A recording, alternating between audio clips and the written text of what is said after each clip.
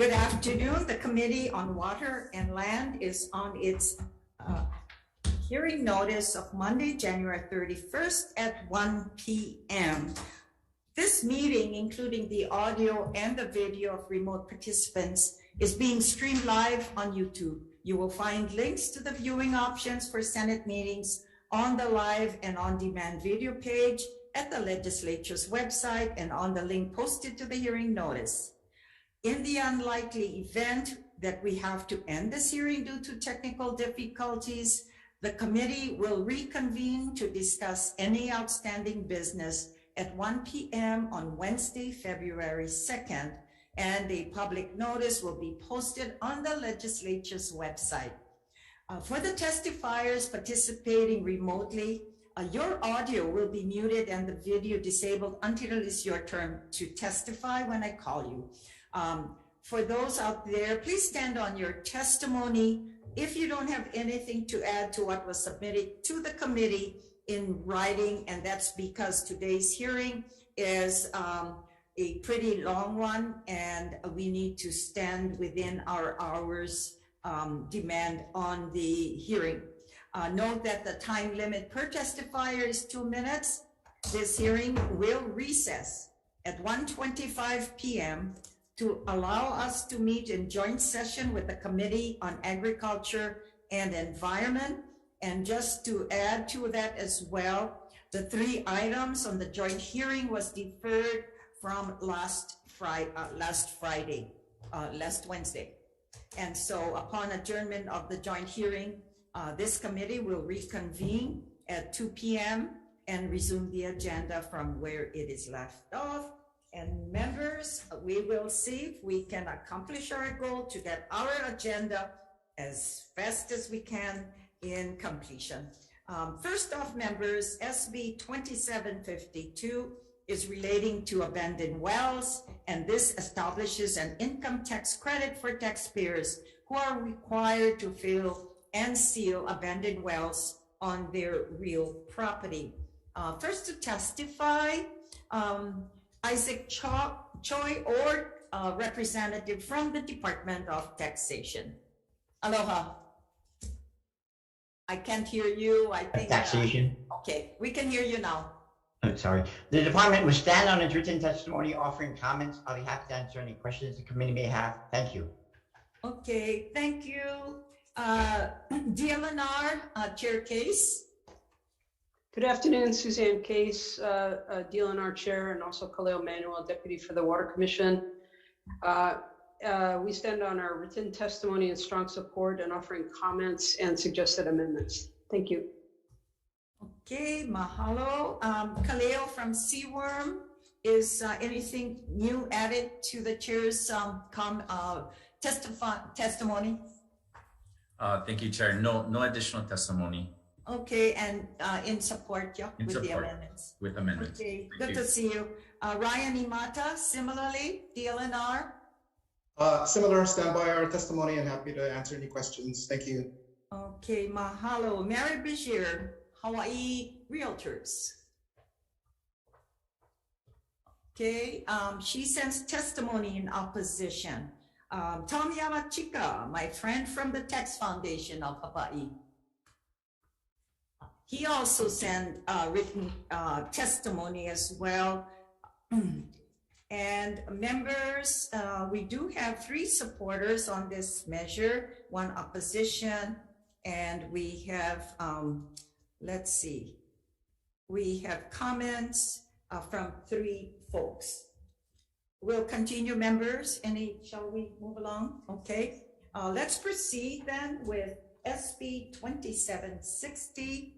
And this is relating to trails, and this is the appropriation for the establishment of a permanent full-time equivalent land and access specialist position and a permanent full-time equivalent abstractor position within the Na'alahele program for the protection and expansion of public trail access statewide. Chair Case, DLNR. Thank you, Chair and members of the committee. This is Suzanne Case. We stand on our written testimony in strong support, and I Just would like to add, this is a vital addition to our trail system.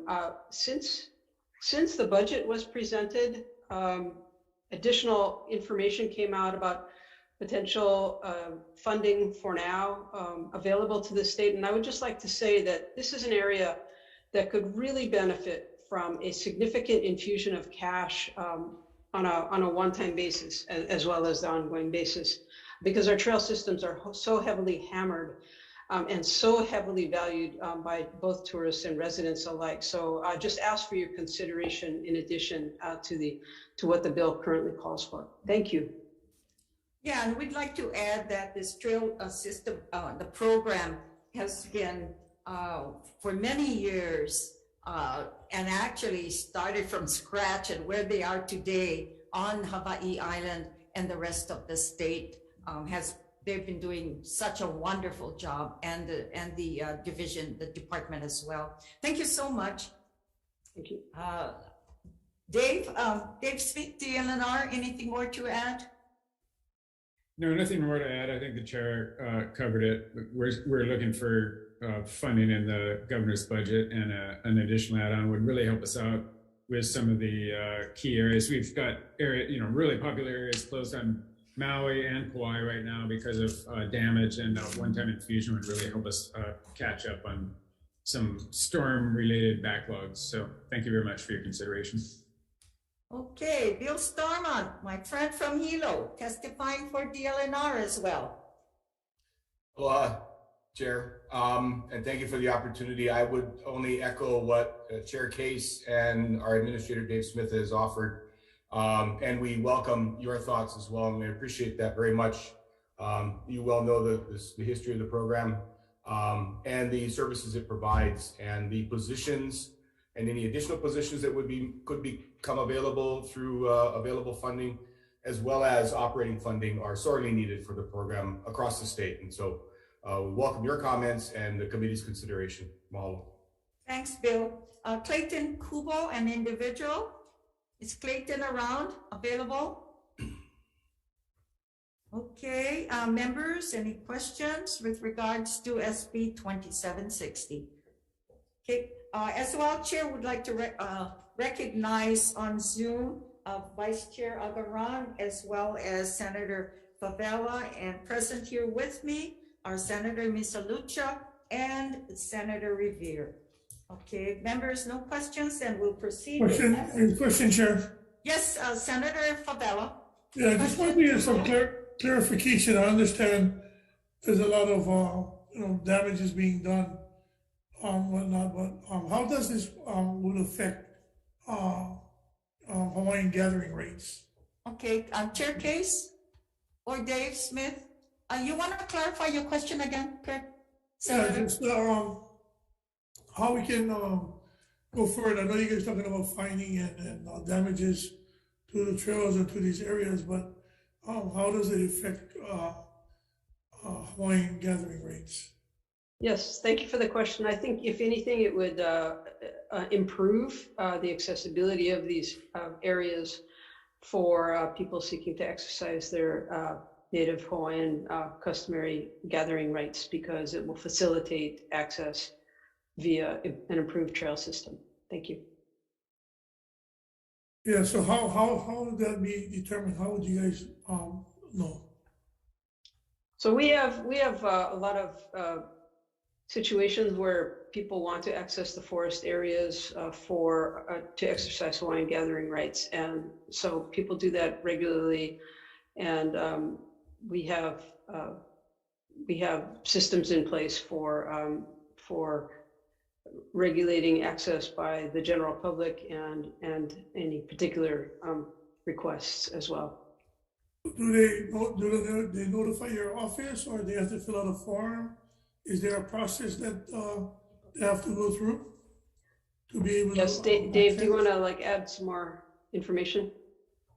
Sure. Native gathering rights are, gathering of anything is regulated. So if there's a permit necessary, they get permits. Sometimes native gathering rights will kick in where some folks may not be eligible for a permit, but under traditional customary practices, you would be. And so in that case, we would issue a permit to somebody that maybe in the general public we wouldn't. But generally speaking, traditional customary practices are honored within the department. We don't have any real problems with it, but gathering from the forest or from any of our natural areas is still regulated, even under TNC practices. But we don't really run into any limitations based on that authority. Yeah, so is there any information that we can tell our family and friends out there that would be information to find out whether Senator, let me add to, as an example, it happens often on Hawaii Island, particularly when marijuana is in place during the festival. And what the tradition for our Kamakawa Maoli is they like to go to places where there's the trail, because access off the highway, if there's a forest or anything that they'll need to make a lei or whatever. And I think Hawaii Island in monitoring DLNR has been really good during that particular period. So it seems like it's no problem. So, but that's a clear example, Thank you, Chair. Yeah, I just wanted to see if there's a way, if a public, we want to make sure we do everything pono, so we just want to make sure that we have the correct way of doing things, and we don't want to be in violation. Thank you. Okay, thank you. Members, any more questions? Let's proceed to SB 2656, and this is relating to DLNR, and this is an appropriation to DLNR Division of Forestry and Wildlife. This is the Maui branch for purchase of additional vehicles.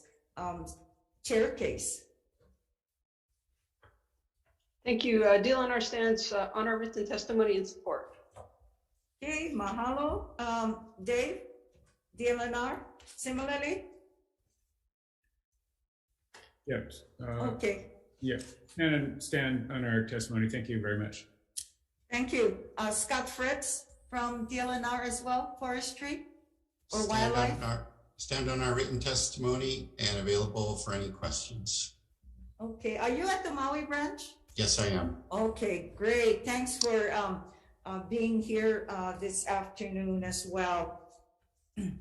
Members, any questions with regards to SB 2626, sorry. Okay, let's move on then to SB 2659, and this is relating to the Division of Conservation and Resources Enforcement. And this is as well appropriation to the Division of Conservation and Resources Enforcement of DLNR, and this is DoCare. And this is for purchasing equipment, funding training, and establishing 20 positions. Okay, let's see, Chair Case. Thank you, and Chief Radula is here also. We stand on our written testimony in support. Thank you. Okay, mahalo. And members, as the chair did mention, Jason, the director from DoCare, the division deputy, is here in case you want to ask questions. Jason, anything more to add? Nothing more to add, Chair. We stand on the written testimony and support. Thank you. Okay, and I think similarly, this was brought up during the WEM hearing with regards to your division of the interest of the chair of Ways and Means. That's the discussion on, I guess, funding for that meets the 20 positions at Water Resources for your division. Yes, that's correct, Chair. I believe this bill is a extension of Chair Dela Cruz's interests in getting DoCare out on the water on a more regular basis in light of various issues across the state, including the recent, or not too recent, but the monk seal killing that occurred a few months ago on Molokai. And this was thought up to be a way to assist in getting the department out on the water on a more regular basis so that we can address those kinds of problems. Thank you. Thank you very much. Kevin Chang? Hello, Chair. Thank you, Kevin Chang. And Kevin is with Kua Aina Ulu Au Amo. Auamo. Yes, thank you, Chair. Kevin Chang for Kua Aina Ulu Auamo.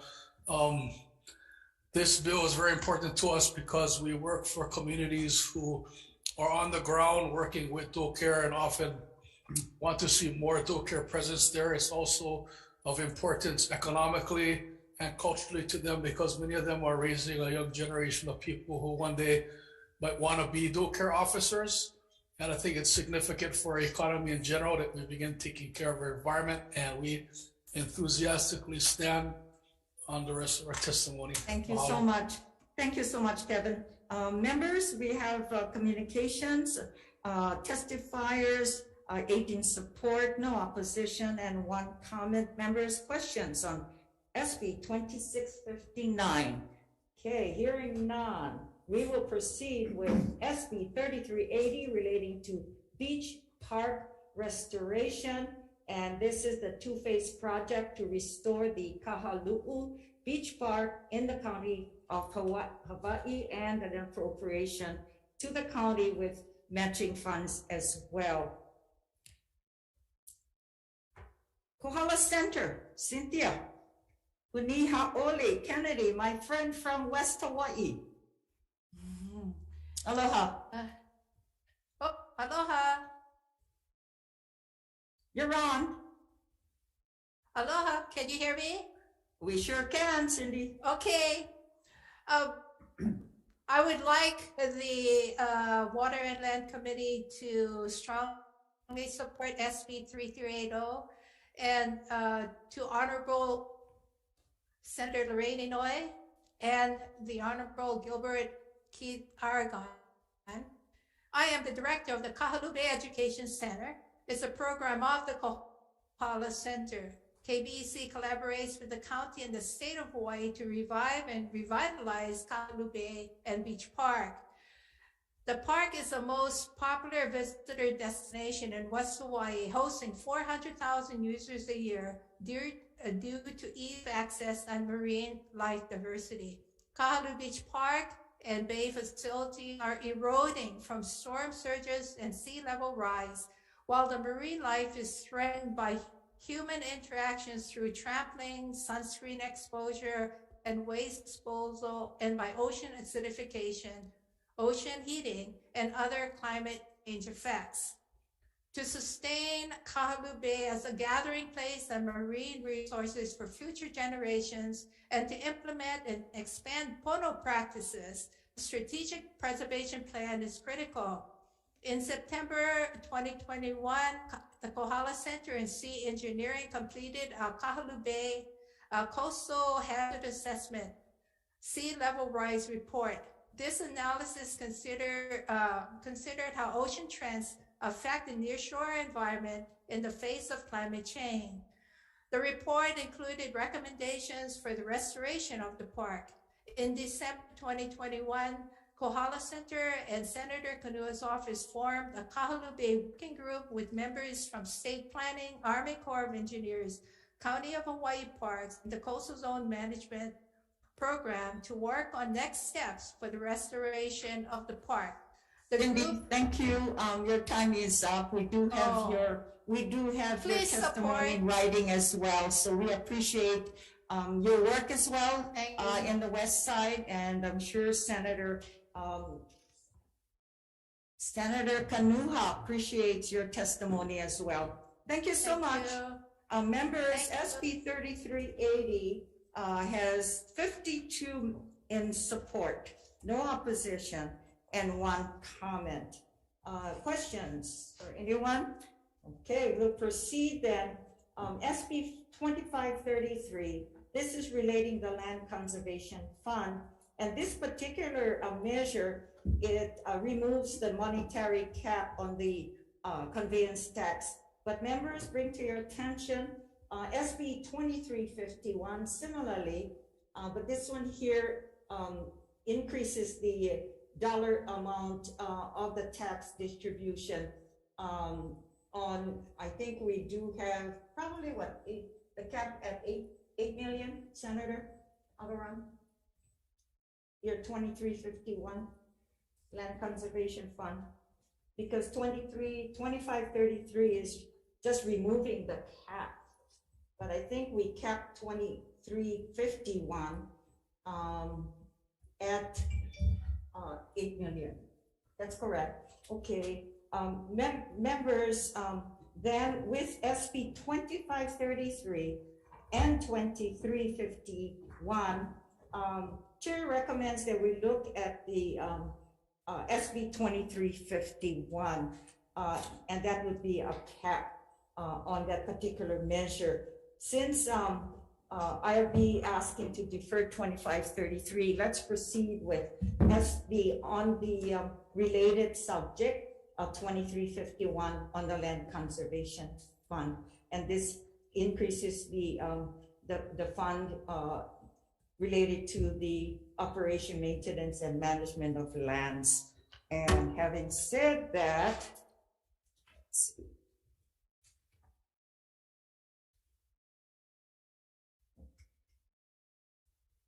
I did say we were gonna add 2351. Okay, then we'll add DLNR, Dave, and Chair Case, you're still here. Thank you. Thank you, Chair, and committee members. DLNR stands on our written testimony in strong support. There's so many really important projects that members of the public really want to see protected, and lifting the cap and raising the revenue source will be a huge help. Thank you. Okay, since time is almost up for a joint hearing at 1:30, Dave Smith and Dave Penn, stand on your written testimony similarly to Chair. Stand in support. Thank you for your support on this. Okay, for SB 2351, we do have 9 support, 1 opposition, and some comments. And the previous one, similarly, 2533, is that correct? 33. Yes, similarly in support. Okay, we will go back then to SB 3330 relating to the Pupukea Marine Life Conservation District, and requires DLNR to establish and conduct the Pupukea Marine Life Conservation District carrying capacity pilot program, as well as appropriation for this measure. Okay. Chair, Case, on SB 3330. Thank you, Chair. And also David Sakota from the Division of Aquatic Resources is here. We stand on a written testimony in support. Thank you. Okay, and David Sakota and Brian Nelson, I know you're very much in tune with supporting the chair on this measure as well in your agency. Yes, nothing to add. Thank you. Okay, mahalo. Kevin Chang still around in support? Yeah, we stand on our testimony, mahalo. Okay, and I think I see Jenny there. Yakudich from Malama Pupukea Waimea. Aloha. Aloha Chair, aloha Senate Committee on Water and Land. I'm Jenny Yakudich, Director of Educational Programs for Malama Pupukea Waimea, and also here in full support of SB 3330 and here to answer any questions you might have. Mahalo. Yes, and mahalo for all you folks do in your area as well. Members, for this measure, good support. There's 28-cent communication, no opposition, and 1 comment as well. Members, questions on SB 3330? Okay, hearing none. Last on the agenda, hopefully, SB 3027 relating to beaches And this includes a state policy for the physical environment under the Hawaii State Planning Act.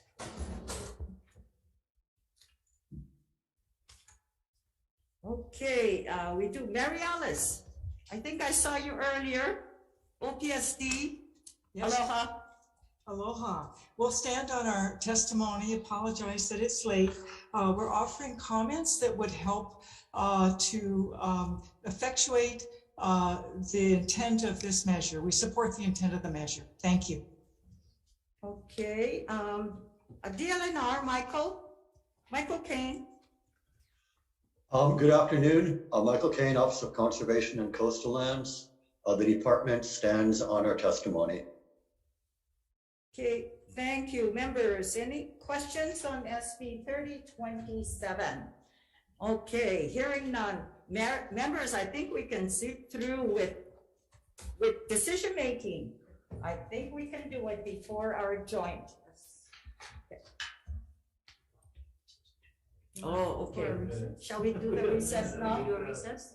Okay, members, we will go into recess to connect with the Committee on Agriculture and Environment, 3 measures that we need to revisit. And having said that, the chair will call for a short recess so we can connect to the committee.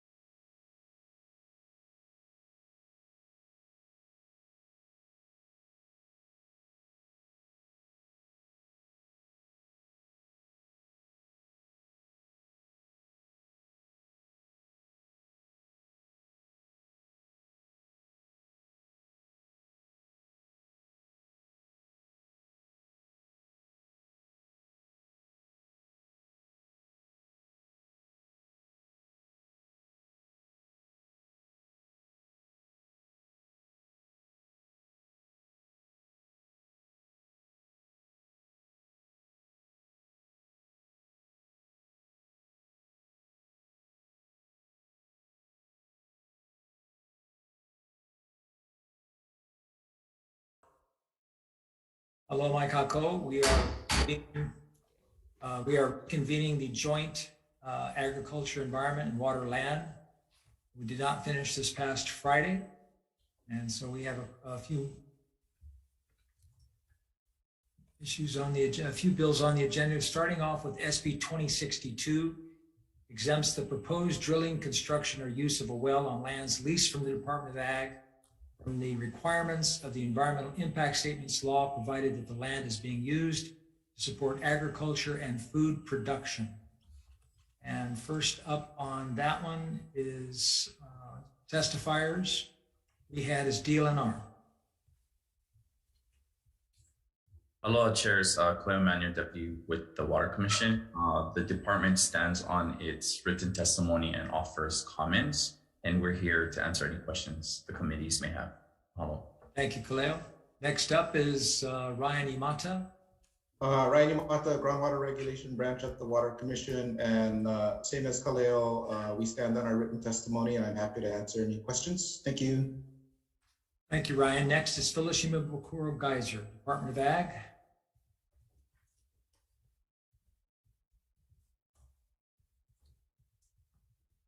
Not present. Next is Wayne Chung Tanaka, the Sierra Club.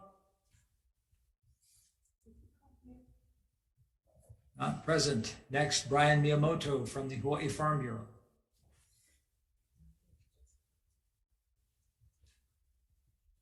Not present. Okay, members, any questions? Any questions? All right, let's see here. Sir, I do have questions. Okay, Senator Ocasio. This is for DLNR.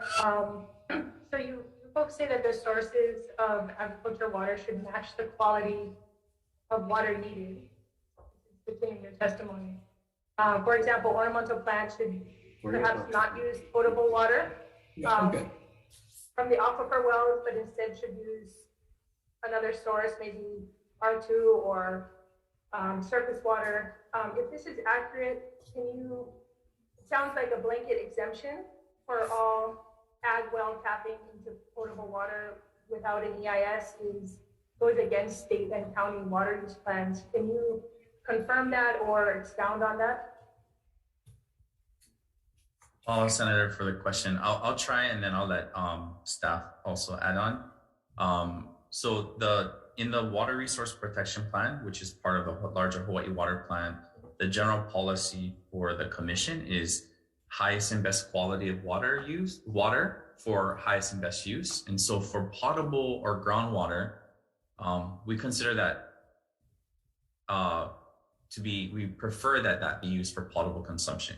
So if groundwater is being used for agricultural or irrigation or non-potable uses, we should evaluate whether or not other alternative water sources, for example, stream water, reuse, brackish water, for example, could be used before using groundwater, which is usually potable and good quality. So that's generally the policy for us. And that aligns well within the larger Hawaii Water Plan framework. In this process, I think the intent here is just to highlight that, that's the standing of the commission. But in certain situations, agricultural use may need to use well water. If those other alternatives are not available or not practicable, it could cost a whole lot more to dig 1,000-foot well, for example. It could be cheaper to dig a shallower well than to divert water from one side of the island to the other. So those are just examples of where we want to see quality match up with end use. EIS process, the way to determine that? The environmental review process is a way to evaluate alternatives as part of that process.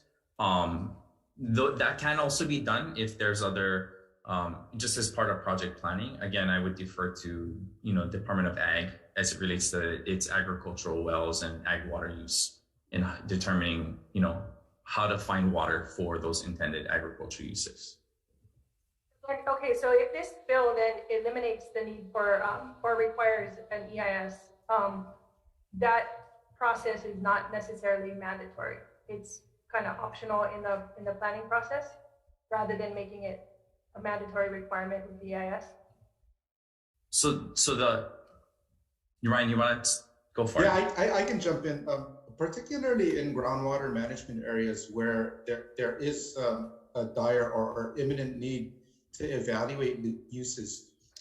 Exemption from the EIS wouldn't preclude somebody still having to get a water use permit from us. And in the water use permit process, applicants are required to evaluate alternatives, and the commission can then ask somebody to use those alternatives in lieu of the water from the source. So it's not, so the exemption from EIS doesn't, to answer your question directly, doesn't just totally exempt the idea that somebody has to evaluate alternatives for potable groundwater.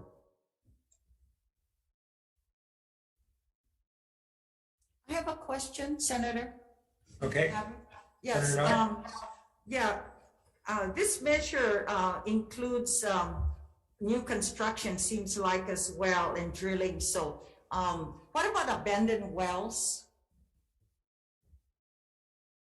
So do you need, in closing an abandoned well, do you need an EIS? So thank you for the question, Senator. So again, the trigger for an environmental assessment is use of state lands or state funds. So if it is located, if any of those triggers are met, then an EA preparation is required, unless it's exemptable. Oh, okay, so an assessment, environmental assessment is probably the best for an abandoned well. Or it could be considered under the exemption categories within 343. Which you already do that, yeah? It's your policy? We would review it if the commission were to, for example, want to abandon a well, it would need to be part of our exemption list in order for us to exempt it from the preparation of an environmental assessment. If it's another agency like Department of Ag, then they can review their exemption list and or exempt the project from the preparation of an EA. That's not a function that the commission would do. It's that agency's responsibility. 343 requirement. Okay, thank you, Chair. Okay. All right, members, moving on to the next measure, SB 2060. Sorry, Chair, I do have a follow-up question. Okay, Senator Costa. Thank you. It actually would be for planning and sustainable development, but I don't see Mary Alice on, so I'm going to ask DLNR if they can answer the question. So they mentioned in their testimony that there are already exemptions for an EIS. There's already a process for exemptions, and so that this bill is not necessary in the sense of there's a process for exemptions already, and that taking away a blanket removal of the requirement would be maybe like a broad oversweep. Could you elaborate on that? Like perhaps it's not necessary to take it all away if we already have an exemption process? Mahalo, Senator, for that question. Yeah, our comments are really, again, it is a policy decision for this body to make a call on in promulgating statutes. There is a current process to apply for exemptions or to assert an exemption from preparation of an EA. We're just highlighting via our comments that there are primary, secondary, and cumulative impacts that usually are evaluated in any project. And from our perspective, as we look at agricultural wells, that those have potential to potentially, impact water resources. So we, as an agency, would review it, whether it does go through an EA or not, to ensure that water resources are protected, because that is our core function, protecting and managing water resources. So that's just generally our comments.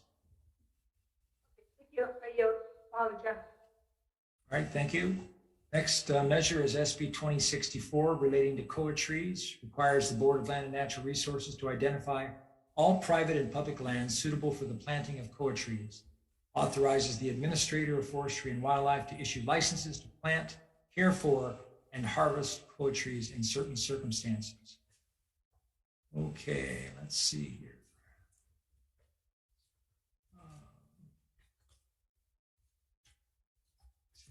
First up is David Smith with DLNR. Yeah, good afternoon, David Smith. I'm the administrator with the Division of Forestry and Wildlife. The department will stand on its written comments. Thank you, David. Next is Tanya Rubenstein with DLNR DOFA. I don't have any additional comments beyond what Dave said. Okay. And that's it on this measure. Any questions, members? Yeah, Chair, I got a question. Senator Favela. So this means if I want to plant 10 koa trees, I have to apply and get permission from the administration for forestry and wildlife to plant trees? Is that part of the bill? Well, you can currently plant trees on private land. I mean, honestly, we're not really interested in regulating the planting of trees. If there are some states that have regulations where if you cut down trees and you have to plant more trees to replace them, you could do something like that. But we do have a Hawaii Forest Action Plan. We do have a koa action plan. We encourage koa forestry. There are some some limitations on certain leases on what you can do on leased land. So for instance, a lot of our pasture leases from the department are also on, former koa forest land. And we want to maintain those as potential koa forest management areas in the future. And so that's one of the reasons in some of those leases that we don't allow koa harvesting on those pasture lease lands, because we don't want additional deforestation on those areas. And we also want to maintain seed bank and potential for koa forestry going forward. So, we already regulate the leases based on what we want to allow under the lease provisions. We could allow them to harvest koa, but sometimes we don't, and that's for specific reasons. So, Yeah, the only reason why I say that is because there says all private and public lands is subject to the planting of koa trees. So if it doesn't apply to public land, then that should be taken out of what you guys have here in this bill. But it says all private and public land. Yeah, I don't think we have the authority at this point to regulate forestry on private lands. Yeah, well, I'm just saying that it's because if we do go through and pass this bill, even though you guys don't have the regulatory authority, this will be giving you guys the regulatory authority of this passage of this bill. Right, that's fine. There are private landowners now that are planting large areas in koa, and there's also state agencies. I believe DHHL is planting koa on some of their former pasture lands. So there are initiatives statewide and with, I know, even private landowners that are taking former pasture lands and putting them back into koa or removing cows and letting the koa regenerate. So there are certainly efforts like that. Now we also have private entities coming in, for instance, on the Big Island and buying pasture land and doing a phased restoration back into koa for high value koa hardwoods for instruments and the like. So there are a lot of things, and we have a forest stewardship program. Tanya Rubenstein's on this call. She runs that program if you had questions for her, but we do encourage forestry and forest restoration on private lands as well. I don't know if that. So that is going to be the so somebody that have private land will have to check with you guys. That's what you're saying. Yeah, I guess essentially we don't really see the need with the language. I'm not sure that I understand the need for this, as we already have a lot of efforts underway. That's why I'm asking the chair and whoever is author of this bill, if that's the case, then eliminate that part of the bill of the private. Yeah, my recommendation to Chair Gabbard is to delete the private lands, which the advocates for this measure take it off the bill. Yeah, thank you. And Senator Gabbard, just a reminder, you have one more measure our joint committee has to make a decision before 2 o'clock, otherwise the Yes. bills will die. Yeah. Yes, Okay. yes. Thank you. Okay. All right. Thank you, members. We can discuss that in the breakout room. All right. The final measure on this agenda is SB 2065 relating to fishing, prohibits the possession or use of unmanned aerial vehicles in state waters for purposes of fishing. And let's see, we have Brian Nielsen from DLNR first up on the testifier list. Aloha, Chair Inouye, Chair Gabbard, Brian Nielsen, Administrator for Division of Aquatic Resources. We stand on our written testimony in support of this bill and do point out a couple of suggested amendments. The first being to clarify whether drones can be legally used for spotting fish. Division of Aquatic Resources doesn't have any issues with the use of drones spotting fish. It's the concerns are more with deploying fishing gear. So just a suggestion to look at that language, and then also pointing out that that this would be a Class 3 felony if somebody was caught violating this law, which may not warrant that level of penalty for use of drones. So just a couple of comments for you to consider. Appreciate it. Thank you. Okay, thank you. Next is David Sakota, DLNR. Good afternoon. I have nothing to add. Thanks. Thank you. Alan Komagome from the Office of Public Defender.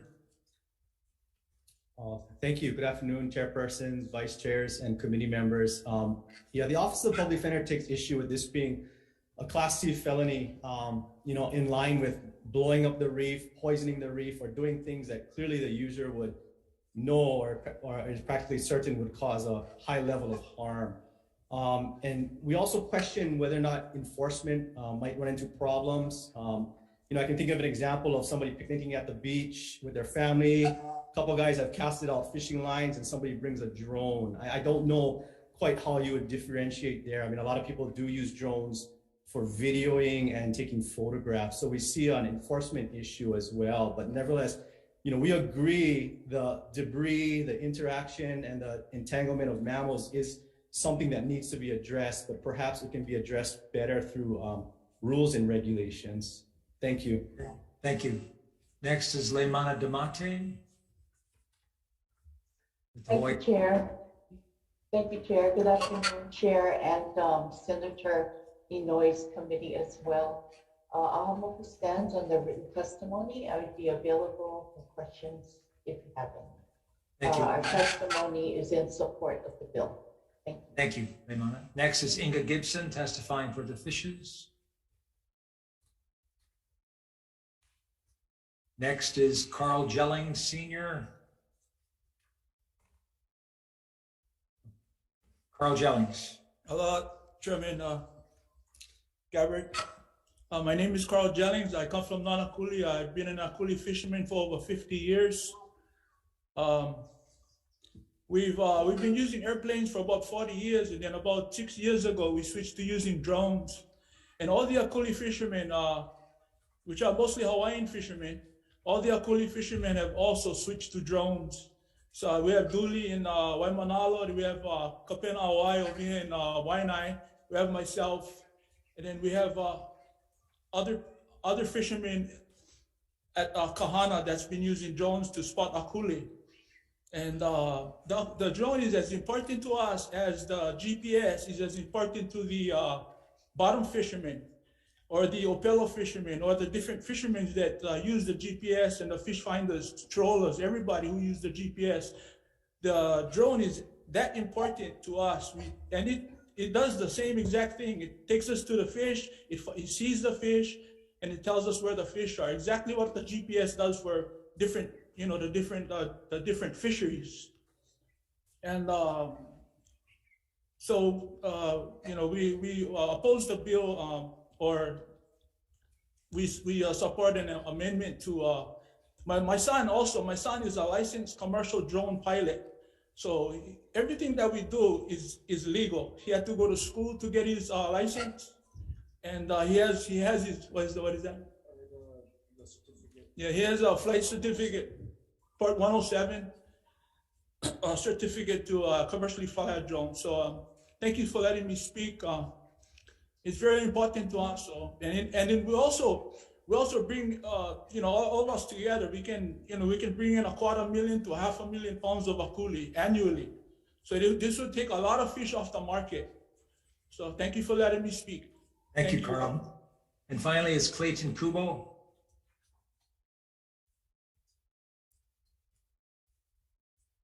Opposition to this bill. Well, Senator Gabbard, do I have to start all over? That's fine. Go ahead. Okay. Opposition to this bill. I feel that it should be in rulemaking at least versus prohibit. Because to me, the word prohibit means ban. I don't see any good to banning right off the bat. Please send it into some kind of rulemaking. Say if somebody like use on drone, they can maybe set them out to 100 yards versus 300. They're going to set their line. Thank you very much for this time, Senator Gabbard and Senator Inouye. Mahalo, aloha. Thank you very much. Okay, members, any questions? Okay. Chair, I got questions. Senator Fadella? I guess anybody from, is it DLNR or somebody's on there? Yes. Yeah. The question that I want to know, I know that Bill going to die at 2 o'clock if we don't make decisions. Not hard on, but real IT spill on this. Oh. Okay. The question was just exactly what I was saying on the enforcement and then the Class C felony. So I just wanted to know the process that you guys would take to do this enforcement, because just like anything else going forward in technology in the real world, thinking about ways of feeding your family and taking care of your family, we always get the process of doing things a little bit different. And I see people actually use helium balloons back in the day to take their line out a long time ago, besides the airplanes and the helicopters that they used to use, the smaller the helicopters. So I just wanted to know, going forward with technology and being more safer than a balloon, safer than the helicopter and the small airplanes, as we progress. I just didn't understand now why is a high rate regulation on doing the same with the drones. That's all. That's my question to DLNR or whoever is supporting this bill and trying to get the thing enforced. I can take a stab at answering this question. David Sakota with DAR.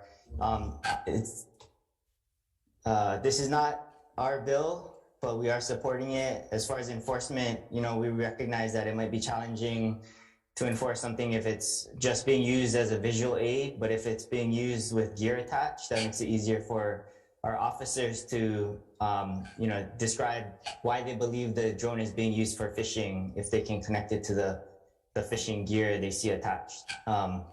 So as with anything, there's enforcement challenges, but we feel it's still enforceable with those amendments that we proposed. Yeah, I just wanted to know what is the difference between a drone and a small airplane and a helicopter and a balloon? Yeah, I think just the ease of using a drone versus a helicopter, airplane, or balloon, they're much more maneuverable, can reach long distances. So, we see that as a rapidly increasing technology used for fishing. Okay, so then again, what the guy said earlier, then are we gonna ban all the boats that have certain R's and stuff to read for the fishes in the bottom of the ocean? That's technology to make fishing easier for them to take care of their family. Are we gonna regulate those things too? That's just a question because I had a lot of calls. My family's on the west side, they all feel the same thing. Now they're improving the quality and harvesting for their family, and now we're gonna charge them with a very, very stiff penalty of a Class C felony, and they just try to provide for their family. Thank you. Thank you, Senator Favela. Okay, IT, that's it. We're going to go into our breakout room, please, for some decision making.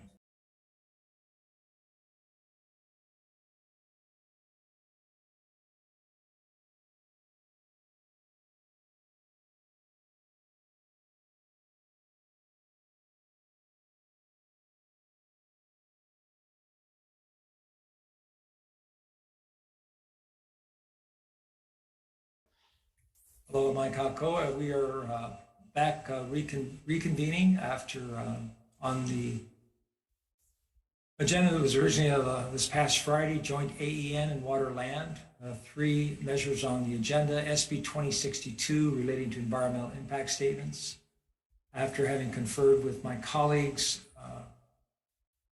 in both committees, the chair's recommendation for AEN will be to pass as is. Members, any discussion? Chair votes aye. Senator Senator Ocasio. Thank you, Chair. I just wanted to state that I will be voting in opposition, and I think a blanket removal of the EIS process, especially relating to our public trust that we are indebted to care for our clean water. If we haven't known it before, Red Hill, but we definitely should know it now, that we actually need to do everything we can to protect this, as well as our EIS and environmental review process. In addition, currently there is a process for exemptions to this process individually, as stated by the different departments, and as well as there are very valid reasons to have these environmental review process in place. Thank you, Senator Ocasio. Okay, so Senator Nishihara, Vice Chair, if you'll take the vote, Chair votes aye. Nishihara goes aye. Senator Ocasio is a nay. So Senator Rhodes? Aye. Senator Favela? No. Okay, that's 4 ayes, 1 nay. Motion's adopted. No, it's two. I think 2 noes. 2 noes, 3 ayes. Oh, I'm sorry, correction. Yeah. Okay. It's 3 ayes and 2 noes. Okay, motion's adopted. Thank you, members. Senator Noy?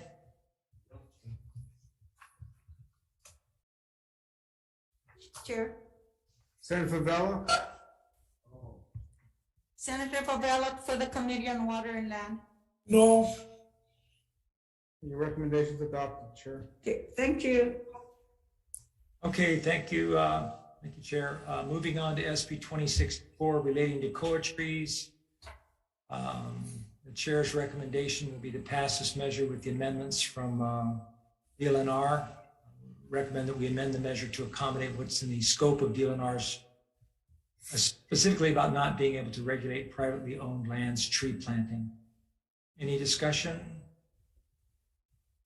Okay, Chair votes aye. Senator Nishihara.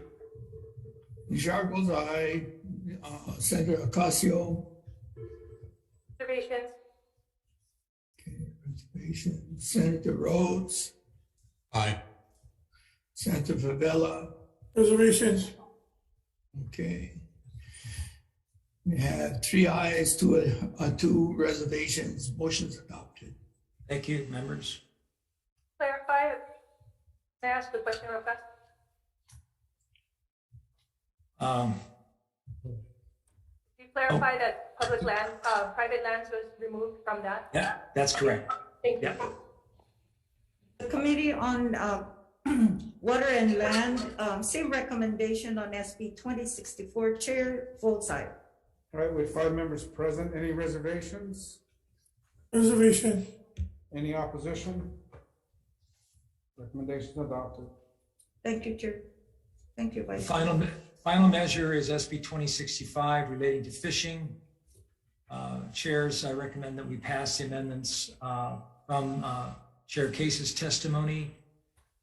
Recommend that we change the language to include the prohibition of unmanned aerial vehicles for fishing related activities. Any discussion? Chair votes aye. Vice Chair goes aye. Senator Ocasio. Paole? I'm sorry? No. No. Okay, Senator Rhodes. Aye. Senator Favela. No. Okay, motion's adopted, 3 ayes, 2 nays. Thank you, members. Same recommendation for the Water and Land Committee, SB 2065. Okay, with 5 members present, any reservations? Any opposition? No. The recommendation is adopted. Okay, thank you, members. The joint Okay, committee. that concludes our joint. Thank you very much, members. And AEN members, we're going back to our 1 o'clock agenda to finish.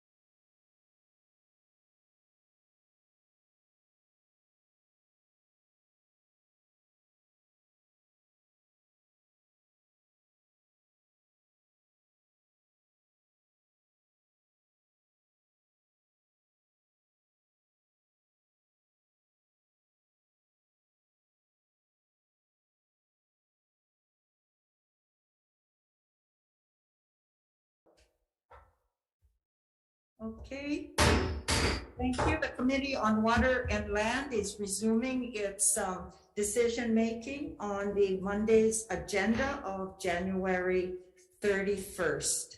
Members will proceed with SB 2062. Sorry, hold on a second. Oh, sorry. No, okay. 2752 relating to the abandoned wells. We're going to adopt DLNR's Seaworms amendments, and that's on page 8, lines 3 to 12 and 13 to 15 as well, and pages 6, lines 4 to 13. So Chair's recommendation is to pass with amendments. And we're going to defect the date to July 1st, 2050. Okay. Vice Chair for the vote, Chair goes aye. Vice Chair votes aye. Senator Misalucha? Aye. Senator Revere? Aye. Senator Favela? No. The recommendation is adopted. Okay, thank you. SB 2760 relating to trails. The recommendation is to blank the appropriation section on page 2, lines 13 and 21. And we're going to defect the date to July 1st, 2050. Chair goes aye. All right, with 5 members present, any reservations? Any opposition? Reservation. Any recommendations adopted, Chair? Okay, thank you. SB 2626, and this is the DLNR's Division of Forestry appropriation for the Maui vehicles. The recommendation is to defect the date to July 1st, 2050, as well as amending page 1, lines 14 to 15 to replace DLNR's Division of Forestry and Wildlife Maui branch with the DLNR Division of State Parks on Maui Park section. Let's see, I think that's it.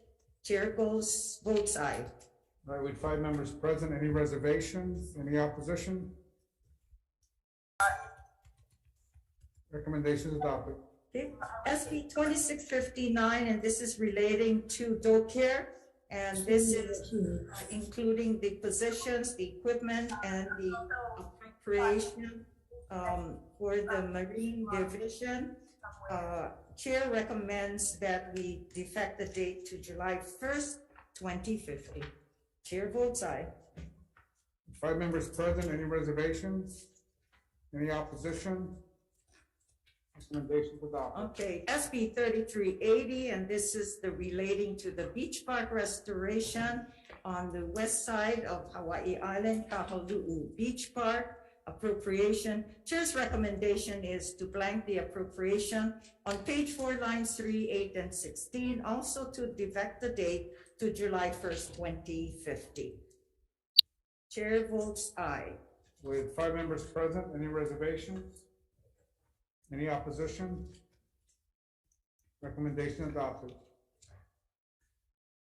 Okay, SB 2533 relating to the Land Conservation Fund. This measure is deferred. SB 3330, and this is relating to the Pupukea Marine Life Conservation District. Chair's recommendation is defecting the date to July 1st, 2050, and adopt technical and non-substantive amendments. Okay, chair votes aye. All right, with 5 members present, any reservations? Any opposition? Recommendation adopted. Okay, SB 2351 relating to the Land Conservation Fund. Chair's recommendation is just to defect the date to July 1st, 2050. Chair votes aye. All right, with 5 members present, any reservations? Any opposition? The recommendation adopted. Thank you, Vice Chair. SB 3027 relating to beaches. Chair's recommendation is just to defect the date to July 1st, 2050. Chair votes aye. All right, with 5 members present, any reservations? Any opposition? Recommendation adopted. Thank you. Thank you, members. This concludes the Monday agenda. Thank you. Aloha.